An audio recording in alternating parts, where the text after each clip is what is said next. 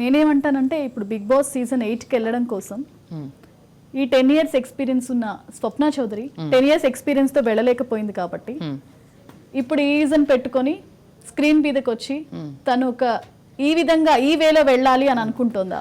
Of course అందరూ ఇలాంటి questions అనుకుంటారు. 2,50,000 రూపాయలు ఎవరివి?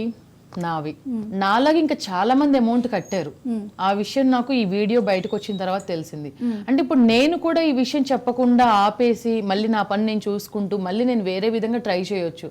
కానీ నాలాగా ఎంతమంది అలా ఆగిపోయిన వాళ్ళు ఉన్నారు. సో తప్పని ప్రశ్నించకపోవడం కూడా తప్పే. సో నేను తప్పు చేయలేను కాబట్టి ఆల్రెడీ ఒక అతని చేతిలో నేను మోసపోయాను.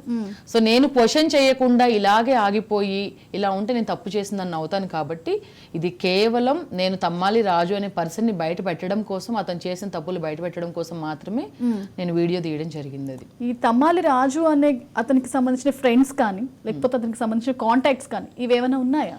ఏం లేవండి.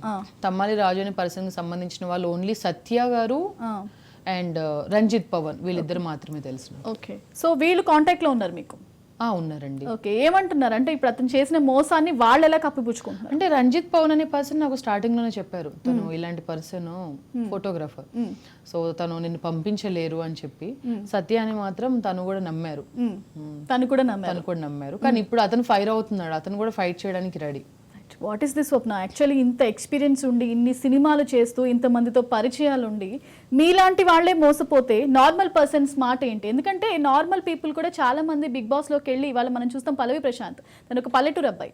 సో అలా పల్లవి ప్రశాంత్ లాగా చాలా మంది వెళ్ళే ఛాన్సెస్ ఉంటాయి. ఇలాంటి వాళ్ళే మోసపోతారంటే మీలాంటి వాళ్ళు మోసపోతే మిగిలిన వాళ్ళ పరిస్థితి ఏంటి? అందుకోసమనే కదా ఇప్పుడు అగ్రిమెంట్తో సహా నేను బయటికి రావడానికి రీజన్ మెయిన్ అదే. సో నేనే మోసపోయాను అని అంటే నార్మల్గా బిగ్ బాస్ అనేది ఒక మంచి ప్లాట్ఫామ్, చాలా మంది రావాలి అనుకుంటారు. సో ఇంకా దయచేసి ఎవరు కూడా ఇలా మోసపోకండి. అసలు బిగ్ బాస్ టీం అనే వాళ్ళు ఎవరు కూడా డబ్బులు అనేది ఎక్స్పెక్ట్ చేయరు నాకు ఇప్పుడు తెలిసింది. అయినా అతను నాకు చెప్పింది ఓన్లీ కాస్ట్యూమ్స్ కోసం అనేది. సో ఒక ఆడపిల్లని ఒకటి కాదు రెండు కాదు 10 years నుంచి నేను హార్డ్ వర్క్ చేసి పేరెంట్స్ని అటు చూసుకుంటూ ఈవెన్ నేను హైదరాబాద్ షిఫ్ట్ అయింది కూడా ఓన్లీ బిగ్ బాస్ కోసమే. సో అంత దూరం నుంచి ఇక్కడికి వచ్చి ఎవరిని నమ్మాలి ఎవరిని నమ్మక తెలియక నేను రాజు అనే పర్సన్ నమ్మడం జరిగింది.